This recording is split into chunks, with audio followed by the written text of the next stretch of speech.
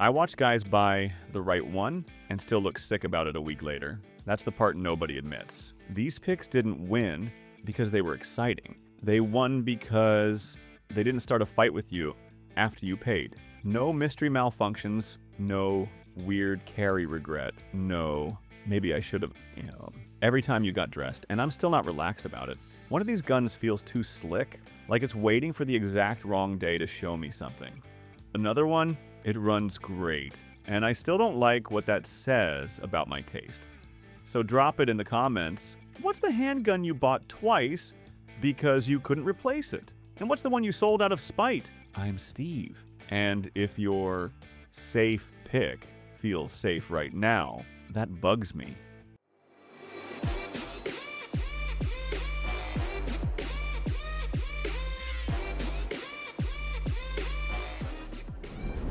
Early this year, my buddy text hit while I still had coffee breath.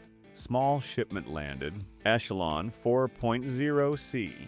He wrote it like he didn't want it repeated. I drove over expecting a fresh row in the case. Nothing. Same old Glocks, same tired compacts, same bored fluorescent lighting. For a second, I thought he sent me on a dumb errand. Then I caught it behind the counter, not a back order screen, a beat-up notepad, names, short notes, little check marks, the kind of list people keep when they don't want a crowd forming.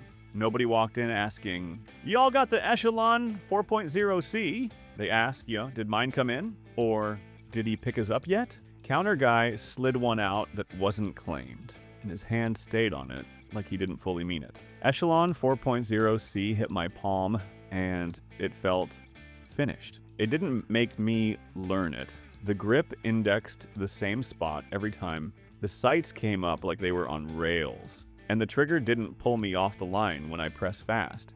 That's what serious buyers pay for. Not love. Less correction, less babysitting. It saved effort. And I hated how fast my brain started doing the math.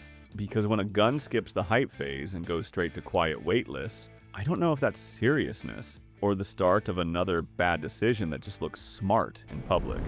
A couple months back, I drove out to that older indoor range on the edge of town, the one with dim lanes and rubber all over the floor. I was there to test something else, something louder on paper. 2 lanes down, a guy opened a plain black bag and laid out a CZ Shadow 2 compact like it didn't need an introduction. Nobody swarmed him. Nobody asked dumb questions. But every few minutes, somebody looked over. Not because he was showing off, because that pistol had that adult money vibe. Quiet, deliberate, not trying to win likes. I'd written the Shadow 2 compact off as a heavy flex. Then he handed it over. No warm-up. I ran it faster than I should have. The gun didn't get squirrely. The sights tracked straight back. The trigger broke clean enough that I stopped correcting mid-press. Follow-ups landed where I called them instead of where recoil negotiated. That's why serious buyers pick it. It doesn't just shoot nice, it cuts out the almost right phase. Less tinkering, less coping, less buying the same lesson twice. Later, a younger guy asked if it was really worth getting into. The dude barely looked up. Depends how many almost right guns you want to buy first. And yeah, it still carried like a brick. That part didn't magically disappear. P365 XMacro comp sounded smart. Then I shot it indoors and got that sharp blast back in my face. Loud, snappy in a weird way, like the gun punished you for standing too close to it. I left thinking, cool. Another clever idea that sucks in real life. A few weeks before summer, I was filling up at a gas station off the bypass.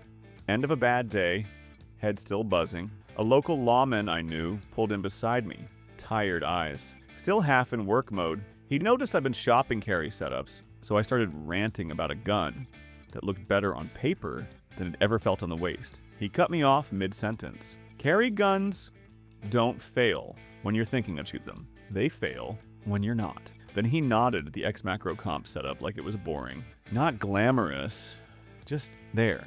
Serious buyers picked it because it stayed on them through cheap belts. Long drives, bad moods, sweat, getting in and out of the truck 100 times. The little excuses that made better shooters sit at home didn't work on this one. Capacity, control, and it still rode. I drove off not liking the comp and not liking how right he sounded. And after that, I put my hands on a metal pistol that made my belt regret the whole day. I drove my buddy to a bigger shop right before summer really settled in, and I already had my little plan. 2 pistols I wanted him to handle first. 2 smart options. I figured I steered him around the shiny distractions and got him out clean. The M and P9 2.0 metal wasn't even on my list. We walked in, and he pointed at it before I opened my mouth. That annoyed me more than it should have. Like, he skipped my whole speech and went straight to the thing I wasn't going to mention. They handed it over. He worked the slide once, regripped. No grin, no, oh man, just quiet, like he was waiting for the gun to try and sell itself. And here's the stupid part. My brain tried to write it off as heavy, too serious, too grown up. Not fun, not cute. It felt like weight and responsibility sitting in his hands. I asked what he liked so much, expecting some basic counter answer. He said, "Nothing about it is asking me to believe in it. No magic tricks, no trust me bro vibe. Just a solid, boring sense that it stayed the same after the honeymoon died. He kept doing the same checks, slide, sights, grip, like he wanted it to disappoint him. It didn't. I left irritated. That usually meant the room got honest, and then I handled the last one on this list, and it made the metal feel polite." "Your dot on?" the guy next to me asked. Like, I didn't answer because the answer was yeah, and it still looked like nothing. Walther PDP Pro SD sat on the bench like a dare. Long-nosed, front-heavy, already pissing me off, just hauling it across the gravel. Sun hit the optic window, and my dot turned into a ghost. Not dead, worse. Just gone when I needed it. First string, I burned time hunting. Little stupid circles, hits went soft. 2 lanes over, guys got quiet. In that way they do when they're watching you lose a fight to your own gear and nobody wants to pile on. So I did something I hated. I stopped trusting the dot at all. Nobody in that lane cared what it cost. They cared if it stayed predictable when my brain went sideways. I drove the gun like the dot didn't exist. Front of the slide, target, press. The PDP Pro SD tracked straight, returned to the same spot over and over. My hands stopped negotiating with recoil. They just worked. I still didn't like the size. Still felt like too much pistol for the walkback. But the part that stuck was how fast my confidence came back the moment I quit begging equipment to save me. Then the bonus gun showed up, cheap, modular, just mess with it energy. And it made this Walther feel almost responsible. Something clattered in the center console when he hit a pothole, and he cursed under his breath like the truck did it on purpose. Old County Road. Coffee going cold in the cup holder.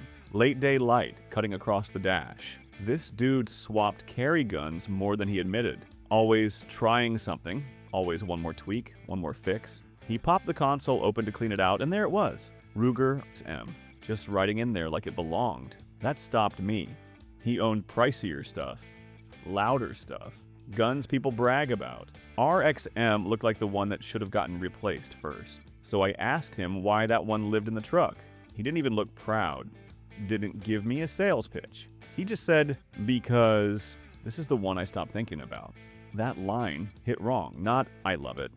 Not, it shoots tiny groups. Just, it quit starting arguments with him. It quit turning every day into a gear decision. He didn't fuss with holsters, didn't swap mags, didn't keep shopping out of irritation. It sat there and shut his brain up. And I hated that because my first thought was still, yeah, but it's an RXM. What breaks first? He shut the console and drove like he didn't hear me thinking. I watched guys buy the right one and still look sick about it a week later. That's the part nobody admits. These picks didn't win because they were exciting. They won because they didn't start a fight with you after you paid. No mystery malfunctions, no weird carry regret, no, maybe I should have, every time you got dressed, and I'm still not relaxed about it. One of these guns feels too slick, like it's waiting for the exact wrong day to show me something. Another one, it runs great, and I still don't like what that says about my taste. So drop it in the comments. What's the handgun you bought twice because you couldn't replace it? And what's the one you sold out of spite? I'm Steve. And if you're safe pick feels safe right now, that bugs me.